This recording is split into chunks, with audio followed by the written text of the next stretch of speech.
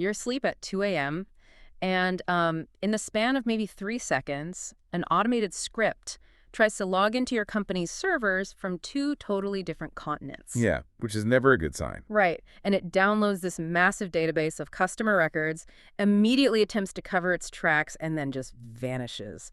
By the time your alarm goes off at 6 a.m., the war is already over. Completely over. So the question for you is, did your side actually win? Welcome to today's deep dive. Today we are taking a massive stack of pretty intense cybersecurity resources. Oh, it's a huge stack today. Yeah, we've got training transcripts, real-world security operations center interview guides, API documentation, and some dense enterprise security reports. Yeah. And our mission is to extract the ultimate guide to the endpoint security activity dashboard. Which is so crucial because, we really need to demystify how defenders actually fight back at machine speed. Exactly. But that really requires looking past the whole Hollywood idea of cybersecurity. Right, the guy in the hoodie. Yeah, the hacker typing green code frantically into a terminal to block a cyber attack in real time. That's just not how it works. No. The core philosophy of modern defense from all these sources is that security is actually an information synthesis problem. Information synthesis. Right. An adversary's actions are really just digital footprints. So the goal of the dashboard or the console you're looking at is to act as a narrative tool. It translates those fragmented footprints into a coherent story that the analyst can actually understand and, disrupt. So let's actually step inside that command center. When an analyst logs into a platform, like Falcon, for instance, they aren't hit with this endless scrolling spreadsheet of raw IP addresses. No, that would be impossible to read. Right, it would drive you crazy.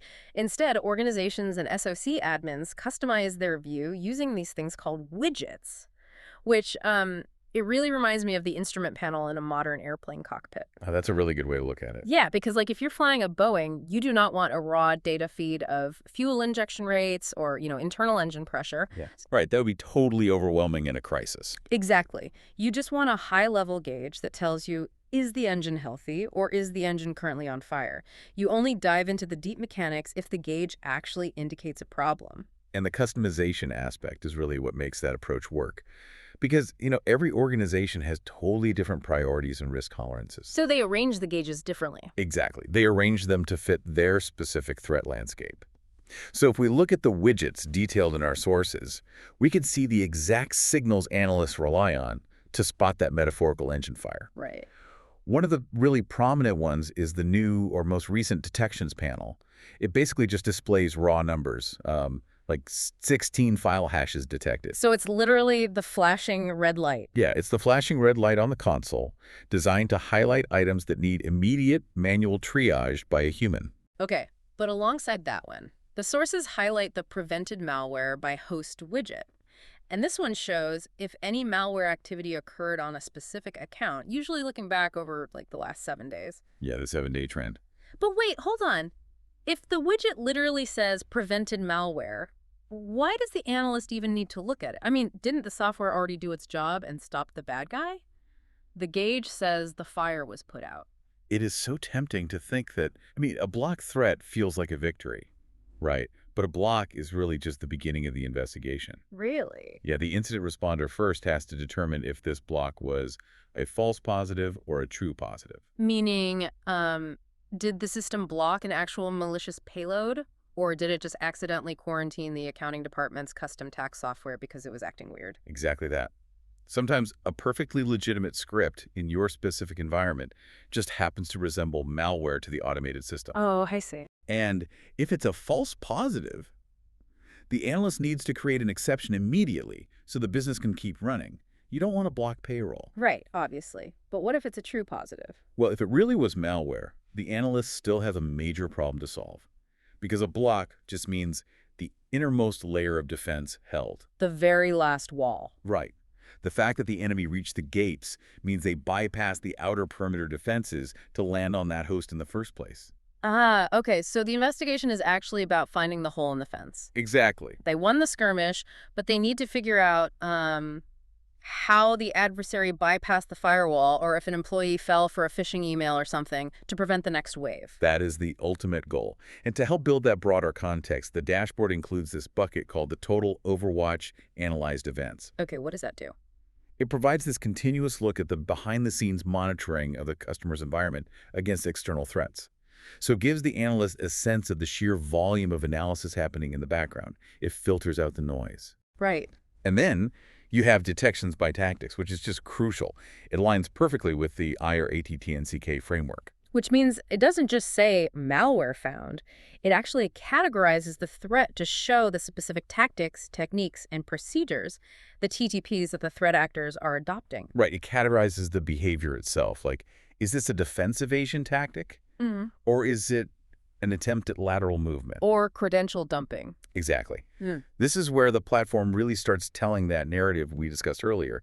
It shifts the analyst away from just looking at a bad file and toward actually understanding the adversary's overall strategy. And reading through the training materials, this really requires a fundamental mindset shift for the person sitting in the chair. Oh, absolutely. Because experienced analysts don't just look at an alert and ask, is this malicious? They ask 3 deeper questions. What was the intent? How far did this activity progress? And does this align with known attacker behavior? Yeah, and to answer those questions, the analyst has to completely pivot their view. You cannot get intent or progression from a high-level widget. Right, the gauge won't tell you that. No. So the workflow actually moves from the activity dashboard over into the endpoint detections page, which is sometimes called the full detection view. So this is where you actually open up the engine cowling to look at the mechanics. Yes. Every single detection in this deep view is the platform explaining what it saw and exactly why it matters. And the contextual data they dig into here is just incredibly dense. I mean, they are looking at the IP addresses involved, the DNS queries, the machine-made specific disk activity. Yeah, they're filtering, grouping, sorting this data, while also checking the internal versus external prevalence of the threat. Like, is this weird behavior only happening internally on our network, or is this a known external threat that's hitting everyone in our industry right now? They're examining the exact executables and the entire process tree. It's basically the difference between a security guard just kicking a trespasser off the property versus a detective coming in to figure out why the trespasser picked that specific lock, what room they were trying to reach and who actually supplied the lock picks. That's a perfect analogy. The platform gives the detective the blueprints, the tools the burglar dropped, and the digital footprints left in the hallway. So let's see how this actually plays out in practice. The interview guides in our sources lay out specific scenarios to test how analysts handle all this data. Right. Let's start with the insider threat scenario. An alert flags a user downloading an unusually large volume of sensitive files, way outside of normal working hours. Which is an immediate red flag. But, if it's 2 a.m., the analyst can't just instantly revoke the user's access without looking at the bigger picture first. Yeah, because if that user is the CFO pulling documents for an emergency board meeting, locking their account is going to cause a massive business disruption. Exactly. Context dictates the response. So step 1 is checking if this behavior matches the user's historical pattern. Like, do they always work late on Thursdays? Have they recently changed roles? Or maybe they were given a new project that requires this massive data dump. And if that initial check doesn't clear things up, then the analyst pulls supporting evidence across different tools. They look at file access history, endpoint activity, VPN connection records, and any data loss prevention alerts. So they're building a complete behavioral profile of that specific moment in time. Right. And then the next move isn't even technical at all. Oh, right, the HR coordination. Yes. It's coordinating quietly with HR and the employee's manager, understand the context.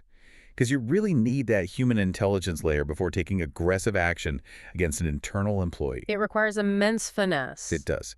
Now, contrast that with a purely malicious external attack. Okay. Imagine you log in from your home in London, and then 10 minutes later, an alert pops up saying someone logged in as you from Tokyo, and they were aggressively accessing a sensitive file share. The classic impossible travel scenario, a compromised account. Exactly. Yeah. Now, as a defender, looking at that alert, your immediate job isn't just to lock the account. It's to figure out which one is the real you and contain the blast radius. Right, because the workflow here is much more aggressive than the insider threat. The analyst validates the alert with identity and VPN logs to confirm it isn't just like a routing glitch. Because those do happen. Yeah, but once it's confirmed suspicious, they immediately disable the account and force a password reset. And crucially, they revoke all active sessions. Which is key.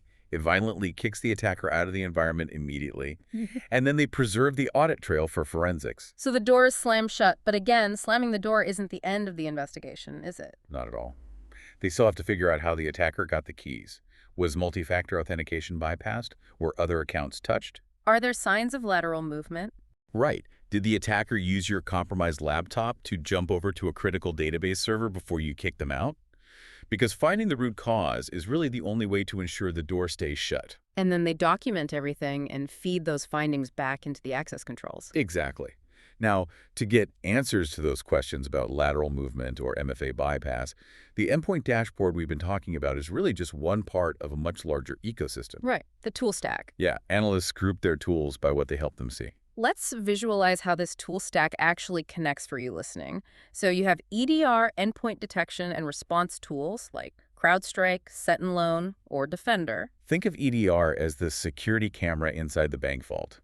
It gives you visibility into the actual process execution and movement on the specific device. But then you need to see the traffic between the devices. So you have network tools like Zeek, Suricata, or Wireshark. Right? Those act as the traffic cameras on the streets outside the bank.